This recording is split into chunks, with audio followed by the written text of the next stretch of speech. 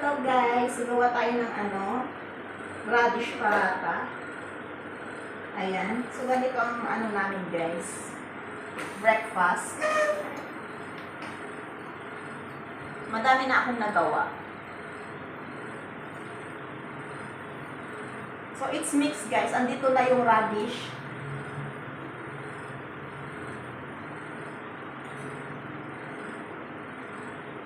Ayan. Show how. Like this. Then, lagyan natin siya ng oil. Or pwede rin kayo maglagay ng butter or ghee. Pero magastos kasi siya dahil kaya oil ang aming pinatahid. Until that finish siya.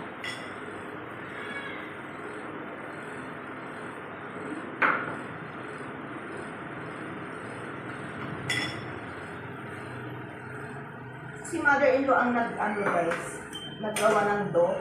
Ako lang ang nagluto. So, magkabilaan ang pagpahid ng oil. Ayan. Saka natin siya ididip-dip. Ayan, para maluto siya. Ayan. Then, flip natin. Sunog.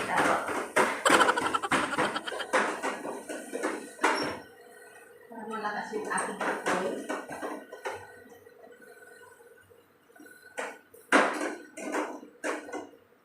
I think this is enough.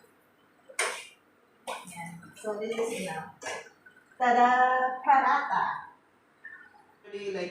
So guys, tingnan nyo si Mr. On. Lakas ng trip. So kakakain lang namin ng dinner. So hindi niya kasi bet yung ulam namin. So nagki-crave siya. Nagki-crave daw siya ng something sweet. Is it something sweet? So ang naisip niya guys, chai. Ayan. So naglagay siya ng water and chai guys. And balat ng luya.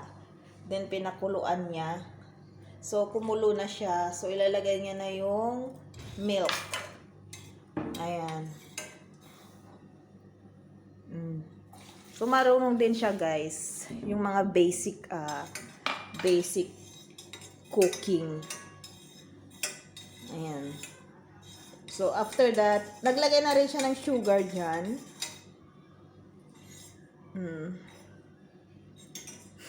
Seryoso? Parang serious yan, ha? So, ayaw niya akong, guys, pakialaman ko siya, ayaw niya. Hayaan ko lang daw siya. ko lang siya. Naglilihi ka? Gulo? Are you naglilihi? No? Hindi daw. Do you know what I'm saying? But good answer also. Ayan. He's about to fold. So itong si Jess guys, pasaway. So it's about to boil. So alam niyo wag paggawa ng chai guys, hindi mo ka dapat kikirap.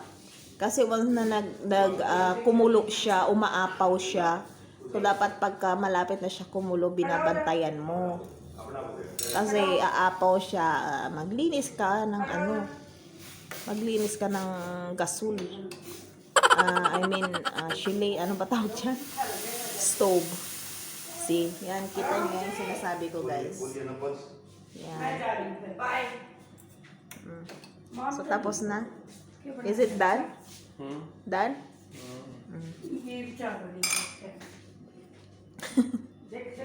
Ayan, strain niya na daw.